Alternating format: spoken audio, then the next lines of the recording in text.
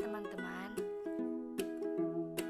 Untuk umpannya aku menggunakan kepala ayam yang digeprek. Aku sengaja menggepreknya supaya amisnya tercium. Lalu aku masukkan umpannya ke dalam bubu atau bintornya teman-teman.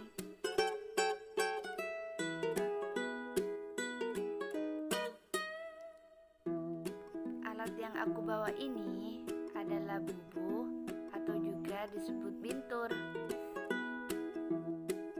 Karena perangkapnya sudah terisi umpan, kita ceburin deh.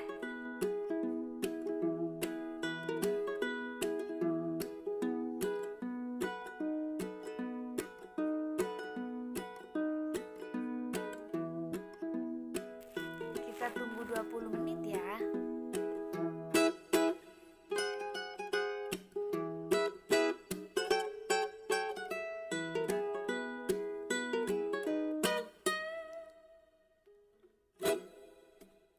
Udah 20 menit teman-teman, kita angkat yuk.